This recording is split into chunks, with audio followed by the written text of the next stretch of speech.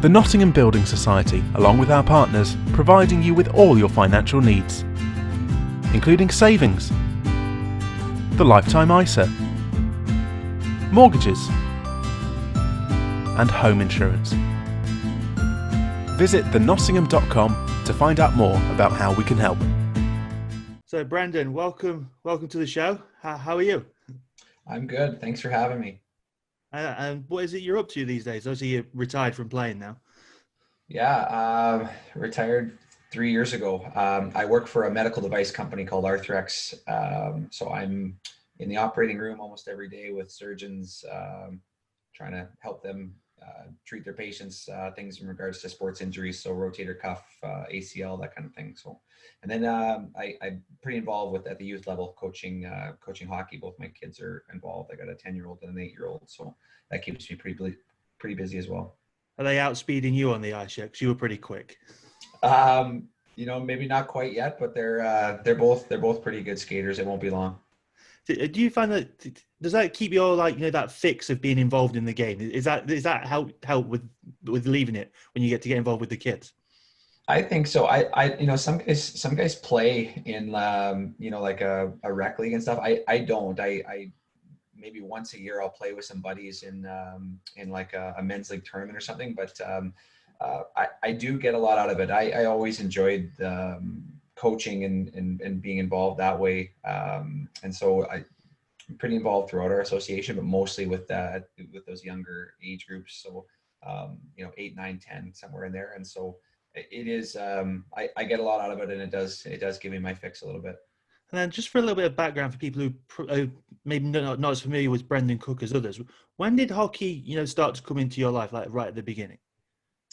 For as long as I can remember. I grew up in a really tiny farm town in Manitoba, Canada, and my dad didn't have an elite background or anything, but just like every kid, he played, and my mom was a figure skating instructor, and so I was out on the ice with her, trying to figure out how to stand up while she was teaching figure skating to her students. So I was able to get on the ice at a pretty young age, and for as long as I can remember, that's all that I wanted to do. And who were your favorite players when you were growing up? I had several. At that time, obviously Wayne Gretzky was king, and it was fun to kind of watch the things he was doing. Being from Manitoba, Timo Solani was a name that, as a rookie, he scored 76 goals in Winnipeg, and so I had a lot of fun watching him. And Joe Sakic was a guy that was a big influence on my game, just because I kind of likened myself to him in terms of trying to emulate some of those things. Not the biggest guy on the ice, but smart and could shoot the puck and things like that. So I kind of gravitated towards him, and that's part of how I ended up wearing 18. I wanted to wear 19. I'd worn it the year previous, like Sakic, and Danny Myers had it, so I ended up wearing 18, and that ended up being my number for the rest of my pro career. Those Brits, they get a hold on those numbers and they never let them go. Yeah.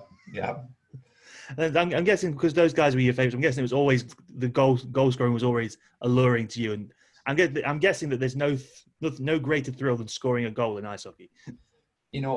I'm a big believer that, like, everybody has their place, and it all adds up, and it all has value. So maybe you're a really good defenseman, maybe you're a shutdown guy, maybe you're the rock solid goalie, or maybe you're a face-off specialist, and all those things kind of add up to trying to produce a winning team. For me, it was scoring goals, and that's what made me tick. And in the early stages of my career, I had a hard time sometimes, like trying to work on being more of a complete player, because those things, they weighed on my mind so much. That's how I identified with I wanted to score goals. And so it took me a little bit to figure out the rest of my game, but those were my favorite players. That's what drew me to those guys. And that's, like I said, those are the things that was the biggest thing that kind of drove me, was trying to score goals. And there was no better feeling. And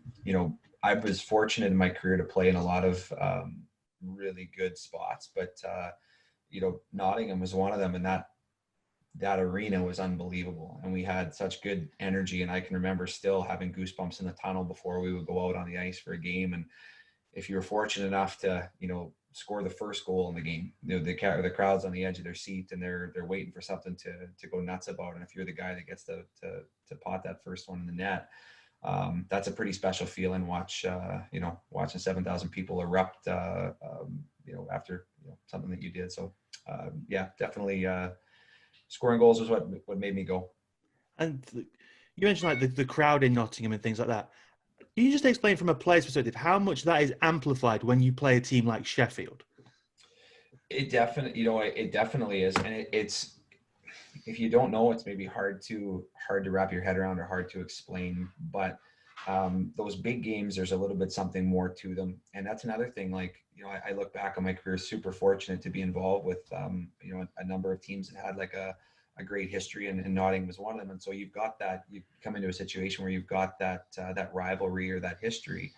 There's more to it, and you can, as a player, that going in, but you could feel it with the fans too, that there was more to the game. And when you say that, that cliche phrase that like the electricity in the building, but it's there. And that's when I think back to some of those games, like I can hear the music in my head still, and the lights going around in the dark, whatever. And then it is an amplified event, and then it does the same with internally, or at least it did for me. I was always incredibly fired up, and looking back again, like some of my favorite games, Boxing Day against Sheffield, a game that just again that electricity in the building and a full house, and a group of fans that are like no other, for sure. And Matt Myers scoring the overtime winner. Yeah. That's actually going up on our YouTube channel on Boxing Day. That's our Boxing Day special. Awesome. Well, I'll have to tune in for that, or give it a watch. That's great. I say you obviously when you set out on your journey as a professional hockey player, the goal is to make the NHL. That's what everyone's striving for. At what point did Europe become a possibility for you, or did you start to cast your eye out there? Not until Corey called me. So I came out, my senior year of college was a lockout year for the NHL, and that and things would have been tough for me anyway, but that certainly didn't help. And I had some mild interest from a couple teams, and at the end of the day, was not a true NHL prospect. Although I spent 3 years just trying to see what I could do, see where I could take my career. And after 3 years, I got a call from Corey offering me an opportunity to go overseas. And looking at it at that point, that's where I, evaluating the situation, thought, okay, this is the next step for me. I'm going to go and try to build a career in Europe. And, there's a couple things that went on there thereafter. But ultimately, I spent, after that year in Nottingham, I spent 8 of my last 9 years were in Europe. And that's where, if I look back, that's where, that's where my career was. And 2008, 2009 wasn't your first experience with Corey Nielsen. You actually played with him at Pensacola. Yeah. And on this show, Corey's become quite the character. People paint this very interesting picture of, I knew him for 3 months, and all these stories seem to add up. What was your first experiences with Corey Nielsen like? It was pretty, I mean, my experience personally was good. It's interesting. I was a rookie professionally in Pensacola, Florida in 2005.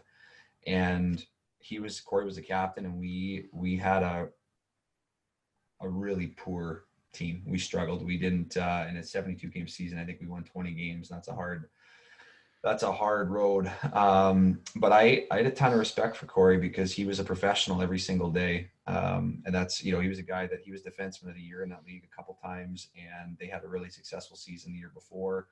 I think we had 2 affiliations, and we had guys going up and down a lot, and we just didn't have a good team dynamic. But despite that, like I said, Corey was a professional every single day, and he's a confident guy. He's a guy that can come to the rink, and it wouldn't matter if we might have had guys in our team that had already thrown in the towel and whatever, but he didn't really let that affect his approach. And so for me, being a young guy, I kind of gravitated towards that same mentality that, it might not have been the best situation for our team. And we certainly had guys that probably weren't as committed as some of us would have liked. But like I said, I gravitated towards that, where I wasn't going to let that stop me from trying to work hard and get better. And so I think that that's where our relationship started. And how did he sell you on Nottingham? I'd spent 3 years in the minors and was looking for something more, and that wasn't going to happen in North America. And so he obviously had went and experienced what Nottingham was before. And so he sold me the opportunity that it was a good place to play, and it would be an opportunity could be what I wanted it to be. It would, like I said, it was a good opportunity, a good place to play, but also could be a stepping stone if I worked hard and created more opportunities for myself, that those would maybe be there. So it wasn't, he didn't have to work too hard. After looking into it a little bit, it seemed like a good fit, and it was. And did you know anything about the Elite League going into that? Because early on, I think it had a reputation of being a place where guys went to have the last few years of their career and retire, sort of thing. But at a certain point, the standards started to change and it started to get better and better and better. Did you know much about it going in? So I openly referred myself as a hockey nerd, and I, would other guys that had went before, I, would follow and see kind of where they were at. And playing in college, Joe Tolari was a guy that I, had some good battles with his team when he was in Niagara. And so he was a guy that I followed when he went to Manchester, and obviously he had a pretty successful first year. And so I knew a little bit. And then after Corey offered me an opportunity, I did a little bit more research, and you start to see some familiar names, guys that I knew about or played in the past. And it was great. And then, certainly afterwards, if you look back, so like I was there 08, 09, but I mean, every year after, there's more and more skilled guys, talented players, guys that have had good careers in Europe that were, that wanted a year in an English speaking country, or guys that were coming out of the gate too for an opportunity to play in, a good rink, a good city, things like that. So. And what were your first? So you've made the decision. You've come over to Nottingham. What were your first impressions of the city and of the arena itself? It was phenomenal. My wife and I loved it. It was my first experience going overseas, and so the downtown area and the shopping streets and I always told people that after that first year, even during that first year, I would never express myself as or explain myself as being into architecture, but you can't, when you come from the background like we do in North America, you can't help but be a little bit taken by the history of, cities like that, the buildings, the cobblestone streets and things like that. So we loved it. And the arena too. I mean, that's, as far as Europe goes, or as far as going overseas, like you won't find a better arena or a better, atmosphere. And so, and I knew that I was lucky, in that regard as well, that it was a great place to play and a great fan base to play in front of. And you can see that you say you're a hockey nerd. So you're probably looking at every signing Corey's making and trying to work out the jigsaw he's trying to put together at the same time. So you see he's signing guys like Rumun Ndur, Kevin Bergin. So you must be thinking when you come over, you're going to have a ton of space to skate around out here. Well, I mean, yeah, like I remember, so that first year, like Bergie was he was playing for the Florida Everblades, and he crushed me in the corner one night. I took his stick in my nose, and I was picking blood out of my nose for a month. So I was familiar with him. And then obviously Rumun, had been around the block and had an opportunity to play in the EIHL and things like that. So, and I think Corey did a really good job of, piecing together, we had a lot of really good pieces. So yeah, no, it was a great group of guys for sure. Kevin took great joy in telling me that the first time he met Corey, he beat him up in a game. which was one of my favorite stories I'd ever heard. But that team was full of, no one can say that team wasn't entertaining, especially when you had guys like yourself with the speed and the goal scoring, and a guy like Bruce Richardson in there as well. Yeah, we had, and that's like looking back, like it was a really enjoyable season. Great group of guys, and at the same time, it's a little bit disappointing too, because I feel like Corey did a good job with that team, and we had the pieces. We just, we had some injury trouble during, different spans during the season where we were missing some key guys that hurt us, but. And at times we struggle with a little bit of consistency, but when you look at that team, Bruce Richardson, what he brought with his, the way that he played, which was something a little bit different with, being gritty and passionate and good on face-offs and chipping, and he was a point of game guy too. And Rumun and with him, like, and Rumun missed a lot, large portions of that season due to injury, but he was a good, glue guy in the room. And I loved, he was great at telling stories, and he never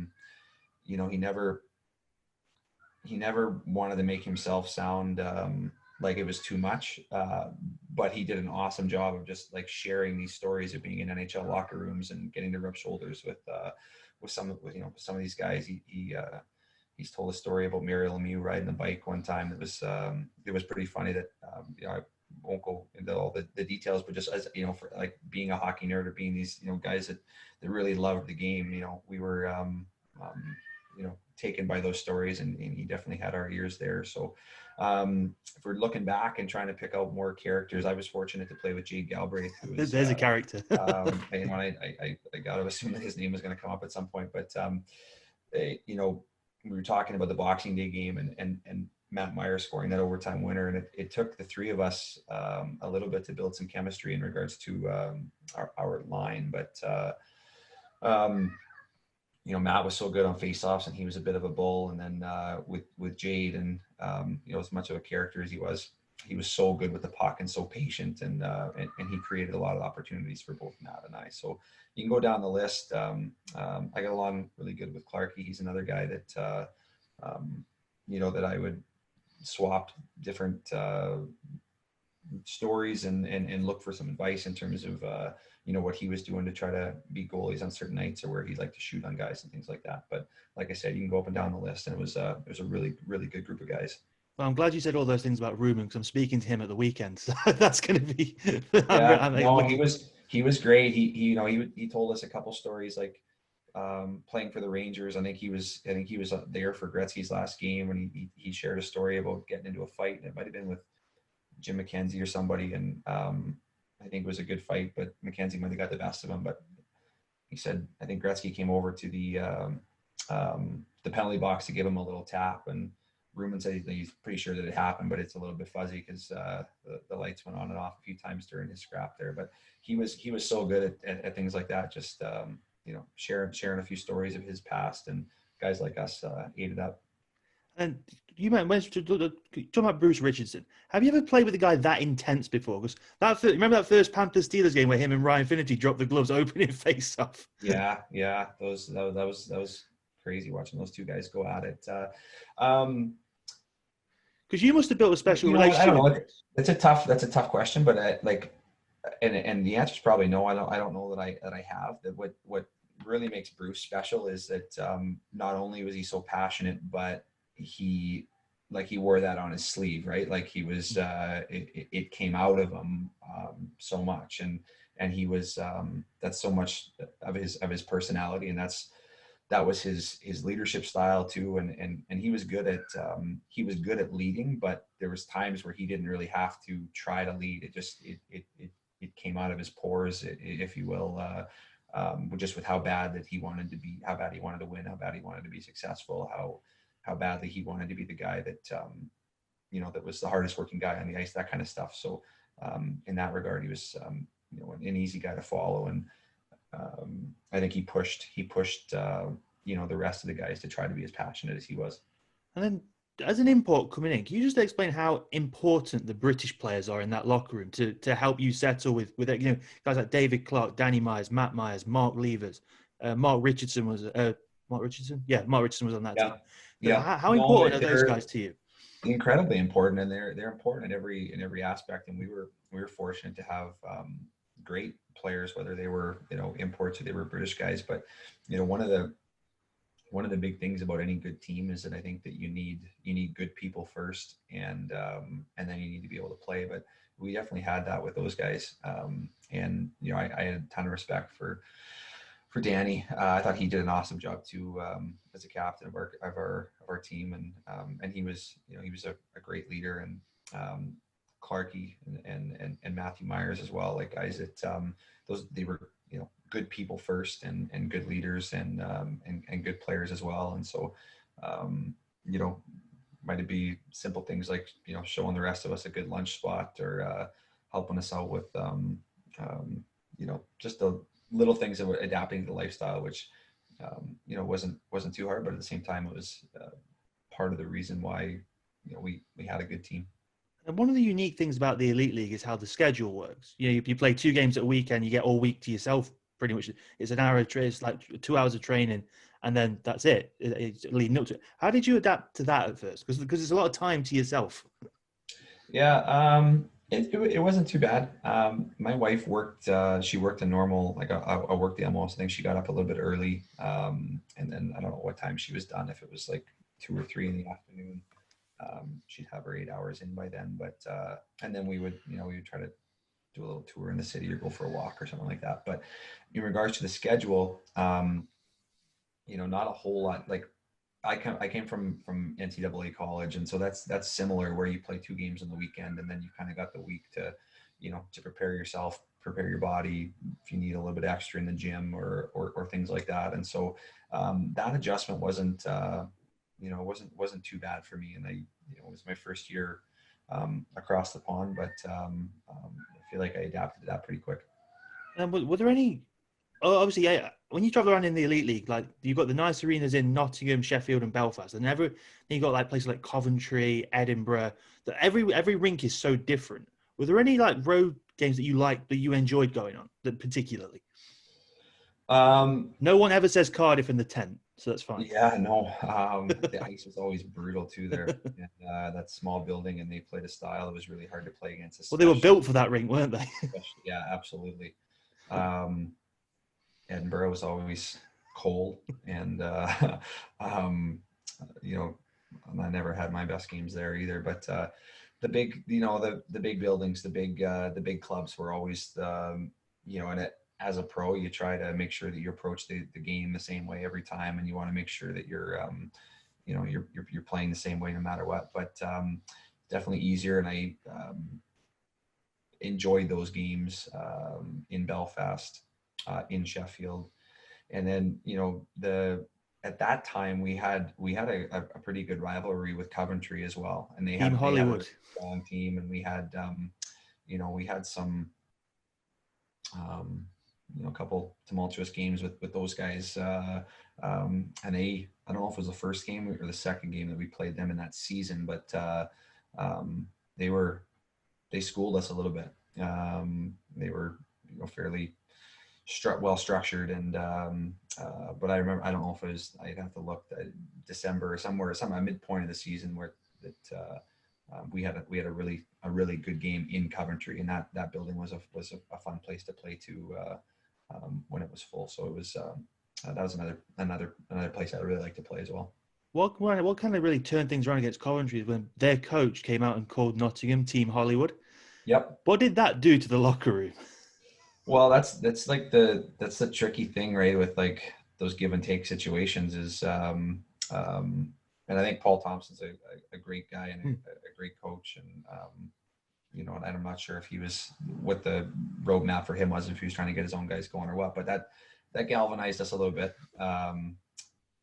Johan Molin had his white skates, and Corey liked to play, and we played a fun style, and to Corey's credit, I think that, like, as a guy that was relatively, he was young in his coaching career, but he was trying to find a way that we could play, a fun, exciting style. And there's, he's a coach, you got to win games, but also like you want to entertain and you got to make sure that the fans are into it. And there's that side of it too. And so like I said, we wanted to play an exciting brand of hockey. And I think that, for whatever reason, that created some headlines with Coventry and getting referenced as, Team Hollywood or wanting to be Team Hollywood or whatever it was. But I remember that. And that, like I said, we got up, and I don't know the date, but I remember the game well against Coventry at the Skydome and wanting to make sure that we left an impression. Well, there was the one on you had a Christmas game down there as well that year, didn't you? The way you beat them 4-0. And then there was a coming together, warm-ups. And like I said, I don't recall the date. I think that you're probably right that it was like around Christmas, or it was in that. There's a great picture of Bruce fighting Danny Stewart. Yeah. Okay. There you go. Yeah.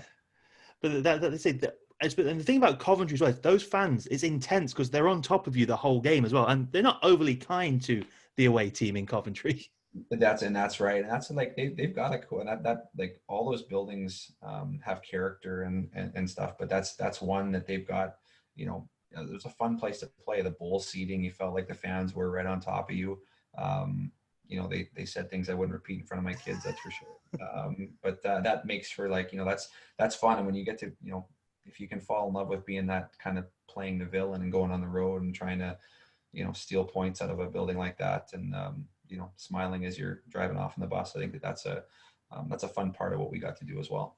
And you spoke about Corey earlier, that Corey, the player, and how you respect him, you gravitated towards him. And then you just touched on him as the coach. Then one thing you always hear is that as a coach, Corey's very much a player's coach, because at the time he's a player as well. So he's kind of got that fine balance between he's in charge, but he's also part of the room all the time as well. So how did you find him as a coach?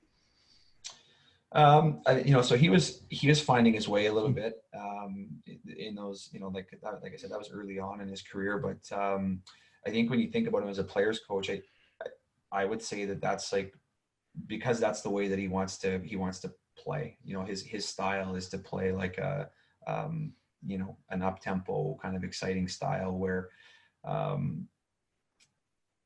a player, you want that, you know what I mean? And one of the things that I think that he was working on, I don't know what he would say right now with where he's at with his philosophy and stuff, but he worked hard at it, and he did a good job of trying to make sure that the other team was always having to adjust to us. Like, we didn't want to be reactive. He wanted to, whether it was face-off plays or, trying something different early on, but to kind of, he wanted other teams to be on their heels a little bit and for them to have to adjust to what we were doing. And so those things I look at as very much a player's coach, because it was fun to play that style, and it was fun to play in a team like that. But, to his credit too, he didn't have a problem or, coming down on you if that's what, was indicated, if he needed to do that and be hard on guys and kind of push them a little bit. So I think that he would say he probably learned a lot in those first few years where he was a coach, and it's not easy when you're a player as well. So there's a lot of hats that he was wearing, and he did a good job, and I think that kind of helped give him an opportunity to have some of the success he's had beyond there. I very much wouldn't like to be on the end of a Corey Nielsen dressing down. So from what I understand, he's very sharp-tongued and very poignant with his insults. Yeah, no, he's one of the best at shooting when he wants to. But like I said, they were always like, they were when they were deserved. So I think he's done a good job with kind of those things. Like I said, like he was really well organized, smart guy, measured and did a good job of getting across like his message in terms of the way we were going to play, and then and it really, really fun style. And if he needed to come down on guys, like I said, he didn't have an issue with doing that. I thought he was a great coach at the time, and that he was building to get better, and I think that's what he's done. And you mentioned them a minute ago. What did you make of Johan's white skates when you first saw them? Well, they're not for me, but I thought they were awesome. Yeah. Fair. Can't get fairer than that. One of the things that surprises some imports when they come over to the league is the fans. Because if you've got a midweek game down in Cardiff, you're still going to have 100 fans travel down with you. How did you find the Panthers fans and the Elite League fans in general? We talked a little bit about some of those other, like, you know, the Sheffields and Belfast and things like that. And obviously those guys have, you know, great supporters as well. But it is something that it's awesome because you've got that support, and you know that the fans are passionate. When we would do an event, you know, there would be fans out in droves as well. And I guess that is something that's a little bit different as a North American coming over. And it's, you know, when you become educated about it, similar to football or soccer, where, you know, the fans are there and they're chanting and singing, and you can feel their presence that's there. And that's rewarding as a player. The other thing that comes with that, again, as a North American, is the fans are really passionate about their team. And when there is such a strong, you know, army of supporters in Nottingham, there can be a lot of pressure. And I think that there's some guys that out of the gate struggle with that a little bit, that, you know, they're not used to. I mean, you see it at maybe the top levels and stuff, or in the EIHL, like the, you know, the Boo Birds or the, you know, the Whistlers and stuff like that. And so I don't think that I struggle with it too much, but I know that some guys did, that out of the gate, that if things weren't going well, that sometimes that knowing that they're, you know, people are paying that close of attention and things like that, that can be some added pressure. So I think that's some of the learning curve as well, is just kind of getting used to that a little bit. But it's awesome when you know that you've got buses of fans that are traveling to away games to give the cheer and stuff like that. And we were very lucky in Nottingham to have that. Then Gary makes sure that you're working hard in the events with fans and in the community to make sure you build that relationship, doesn't he? Because one of the things I always hear is that if a player gets injured, Gary works them harder than any of the coaches do.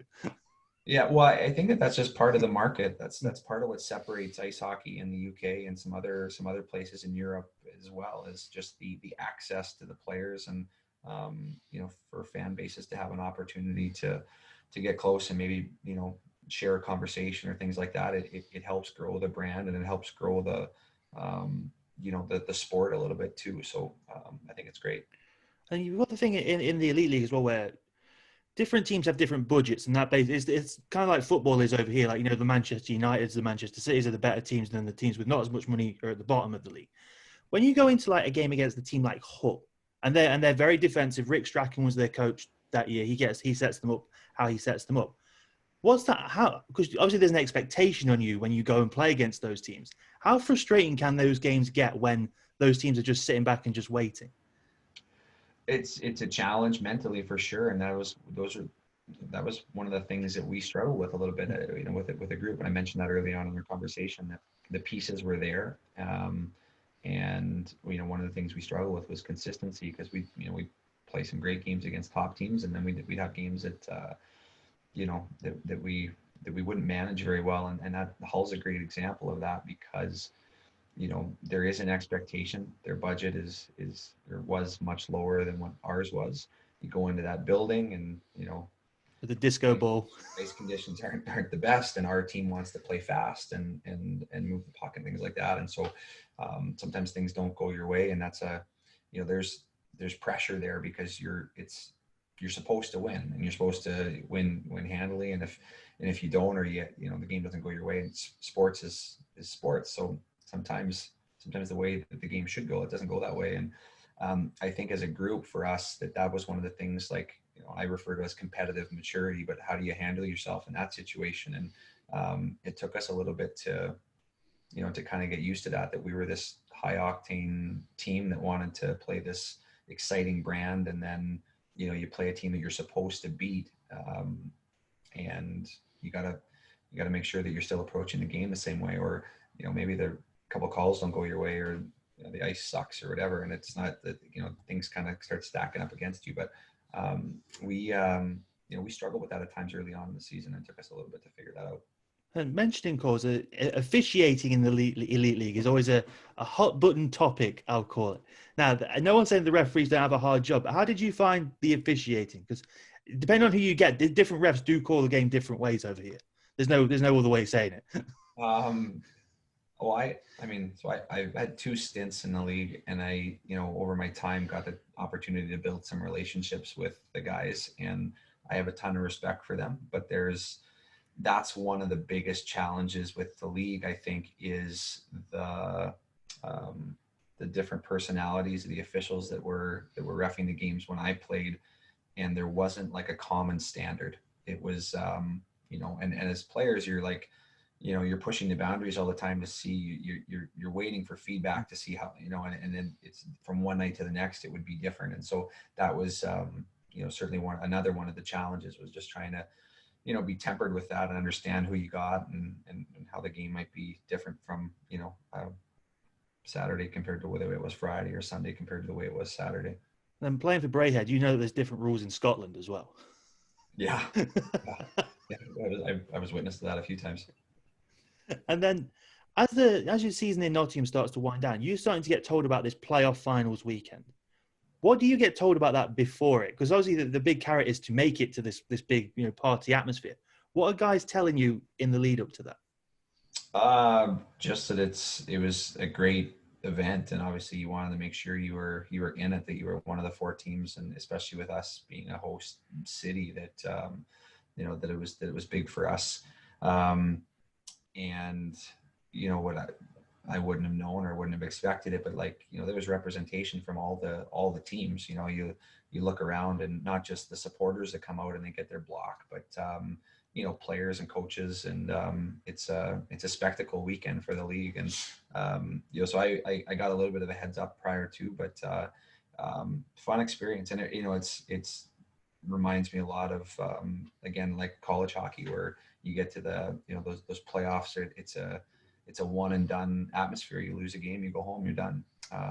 So you win, you move on. And it was a fun opportunity in that run to the 2 legs against Manchester, and then to get in. And then again, it was Coventry, I believe, that we had in the semifinals. And then we played a really strong game, but a tough loss to a better Sheffield team in that playoff final. So I'll definitely remember that. Great atmosphere, great fans, and it was an awesome event.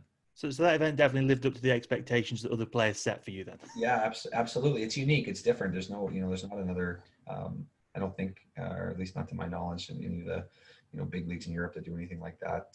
So it was unique and different, and it was fun to be a part of.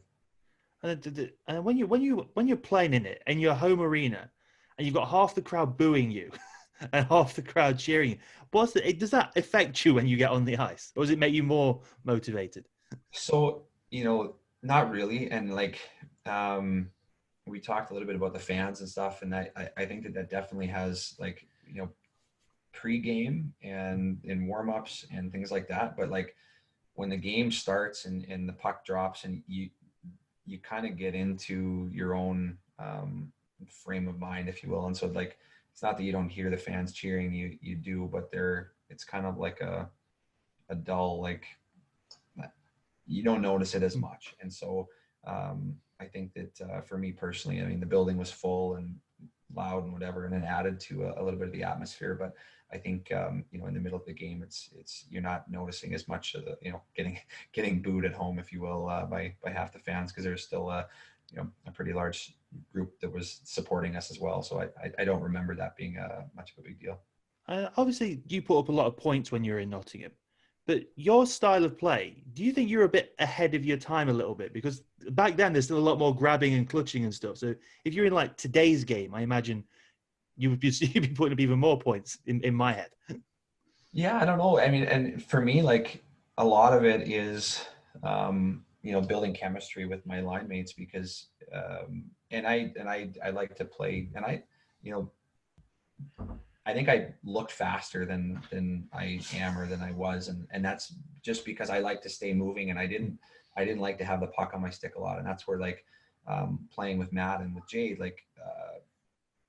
Matt was he was a bull. He'd create space, he'd win puck battles, but Jade liked to have the puck on his stick. he liked to hang on to it, and you know, and I would, if I got it, I was give and go. So I would get it, I would bump it, I would skate and get open. And so a lot of times I was fortunate because I was playing like with guys like that. I could jump to holes and I could already be at full speed before I had to get the puck. And you know, all I was trying to do was get open all the time. So if I could move it and get open, and of course then you need somebody to get the puck back to you, right? So playing with the right guys, yeah, no, definitely there might be an opportunity for, you know, if I could start over and play in today's game where there's maybe a little bit less holding on and clutching and grabbing, that might be. But you know, I certainly benefited with, you know, playing with good players. It got me the puck in scoring areas. Now, Jade's been on this show, and he said on here that he wished he'd taken ice hockey more seriously. But have you ever played with a player with as much natural skill as him? It would be hard to think of a guy. No, and that's where that's part of Jade's Mystique. You know, the mystique, the aura about him, the success that he had in that league is, you know, he was so laid back off the ice, and that's part of what made him special on the ice too, is he was so darn patient. But no, I think that you know, I mean, that's for him to decide or to look at. But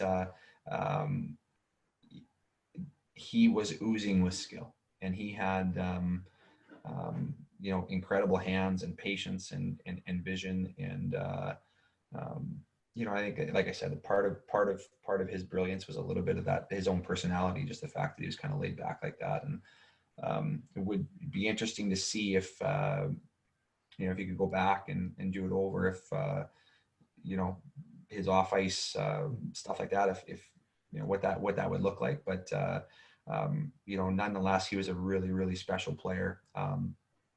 Funny story with him. I don't know what time of year it was. Davis Parley was still the goalie that we had, and they were roommates, and they had a bit of a bickering match, and you know, all in good fun. But I think Jade said, like, you know, he light him up like he'd be like 70% or something like that in a shootout against Davis. And it was like, we had a morning practice, and like Jade didn't stretch, nothing, was just cold. And we went out on the ice, and they had like a little competition. And I think it was 10 pucks that he was, they did a shootout, like penalty shots. Somebody would have to like correct me, because I might be wrong, but I want to say that like Jade scored like 6 out of the first 7. Wow. Like, he just went dead. And yeah, the guy had such incredible patience and hands. And that was a funny morning for sure. But no, he was definitely a skilled player. A true maverick of the game is the way I'll describe him. And then your time in Nottingham came to a close after that playoffs. But I know from speaking to Gary and things that the door was never closed on Brendan Cook returning to the Panthers, but you had opportunities in North America. Yeah, so it was interesting. Like, you know, and things happen that you don't necessarily plan. And during that season, my wife and I decided we were going to have our first child, and we made the decision that, you know, we looked at maybe looking at trying to be home for that, to have a little bit of help with some family. And in that, there came an opportunity to be a player assistant for the Rapid City Rush, and they were putting together something special and trying to take a run at a championship. And so we went home and played a season in North America to, you know, to allow our families an opportunity to be around Jackson, my son, when he was born. And was fortunate that we won a championship that year. It was a pretty special year. But in that year, we knew that we wanted to go back overseas. And we had looked at some options, and we're you know, trying to get to continental Europe, and you know, that kind of fell through, and that's how we ended up in Braehead. But you know, I flattered that the door was that remained open, and I think that speaks to the relationship that I had with them. I thought that as an organization, you know, with Neil and Gary and Corey and the job that they did, that one of the most professional organizations you could be around. And so I hold that organization in high regard, and I think we knew that. It's probably a big reason why you know, like, they were maybe friendly to an idea of a return someday. But I appreciate that. great organization, and anyone would be lucky to play there. And I'm guessing that when did Bruce reach out to you then? Because obviously he's at this point taken over this brand new project in Brea that's spearheaded by Neil, so someone you're familiar with. Yeah, it was Again. it was late. It was later, like it was probably like almost August, and that's where like some of those other opportunities in countries like Germany and things like that are kind of full by that time, and that's where you know didn't have a ton of opportunities that I thought were that spoke to me anyway at that time. And then that's where and I think Corey, I think that the roster in Nottingham was fairly full too, and so looking at what maybe the best options were, needed to go somewhere where I had an opportunity to have another good year to use that for a stepping stone, and that's what ended up becoming of that situation as well. And what's your reaction when Bruce makes you the first captain in clan history? I was honored, and that's like in my career, I was really, really lucky to play in some great spots, in some great cities, and like in Nottingham, there's a history and the rivalry with Sheffield, and and some other stops along the way. But that was another a unique opportunity that I can look back on, and very fortunate to be the first captain in that club's history, and scored the first goal in that club's history and things like that. And so I owe a lot to Bruce for the opportunity and a chance to be the leader of that group. And what was it like coming back to play in Nottingham as a member of the clan? It's hard, just because like I said, I think highly of that organization, and that's as much as I thought it was a really cool opportunity and it was good for me being in Glasgow, but Nottingham was what we wanted to be, or Nottingham was what if like in building a roadmap for that franchise, like we knew where we were at. We were for us, our goal was to be in the top half of the table, and which is a pretty lofty goal for a first year club, but that's not what the goal is when you're in Nottingham, right? The goal is to win the league. And so going in there, like I'm wired that way. I want to be successful, and when you're there, that they've got a great roster, and that's a super fun building to play in, and was something that I had 2 years prior. And so I certainly had a chip on my shoulder trying to make sure that I played well and did the best to help lead the club that I was on. But there were some emotions there, and it was hard at times playing in those games. Well, I think you beat Nottingham every time you came to Nottingham, so. Well, I don't remember. And there was I shootout one night, and maybe we did. Yeah. You played one really early in September, and you won like 4-3. Okay. And you won a shootout in December. I think that both times you came to Nottingham, you won. Yeah. So. Yeah. But the league that year, when you came back to the Elite League, was a bit strange, because at the start, everyone had a tough guy. Everyone had, like, Nottingham had Alex Penner. I think in Braehead you had Cedric Bernier. Yeah. Everyone had a guy like that. Like Dundee had Sean McMorrow, who'd just gone over from Belfast. Yeah. There's a character, the sheriff. And then as the season wore on, those guys kind of filtered out, and it became more about the skill. Did you, from having that year away from the Elite League, did you sense that the standard had grown? I think that that it was on its way. I think that every year that you kind of saw a movement to, and part of that, and give all those clubs credit for their recruitment, because they brought in better and better players year on year on year. And so and it's not so different than in the NHL, where like I think teams still would like to have guys that are gritty and that are tough, and that they're maybe a little bit scary, but you got to be able to play, because there's in my opinion, there's no sense paying a guy or bringing him over if they can't contribute in all areas of the game, not just in that one. And that's just kind of a changing of the ways there a little bit. But I definitely did see that, and I think that that there were still those guys that are plenty tough, that could play and they can play. But there's definitely a little bit of a changing of philosophy that came after those years. And one of the I remember because I was at this game. It was in Glasgow, in Braehead, Panthers versus Clan, obviously. And do you remember when Bruce got put through the glass in the corner? I don't know if I remember that or not. I remember, so the glass broke there a few times. Oh, did it? The year I was there. I don't know if I remember that one or not. Oh, brittle glass up up in Glasgow. Yeah. And then your time in obviously that put a close on your time in the Elite League, and you've been on the clans things. I'm not going to get into all things clan on here, but how do you rate your time in the Elite League both years? Like, is it probably based on how you've talked to it? It seems like you have nothing but a positive experience over here. Yeah, extremely positive. You know, when I was there in '08, say, like I feel like it was a way better league than people gave it credit for. And then I wait for a year back and started to see again like the recruitment of like more and more players, guys that had, you know, played on big teams in Europe or had NHL games under their belt, and not just the tough guys, but like guys that you know, guys that were skill players. And so I felt like, you know, as far as credibility, that it was gaining traction, you know, and then the years after, like you get beyond 2010, 11, 12, and like I feel like the credibility of the league has come a long way. My experience is, you know, extremely positive. And, you know, I shared that with guys. I had a pretty big role in helping Matt Francis get to Nottingham. And thank you for that. You know, but like just to share like an honest evaluation of like, you know, this might be like, you know, what you might hear from, you know, as a stigma or like, but you know, to be honest, like great league, these cities, these, you know, these buildings, these are great places to play. And, you know, and so going back on my time, it was awesome. I was so fortunate to play, you know, in two great cities with great buildings, with great fans, and got the, you know, a chance to play in some big games and things like that too. So, you know, my experience personally was awesome.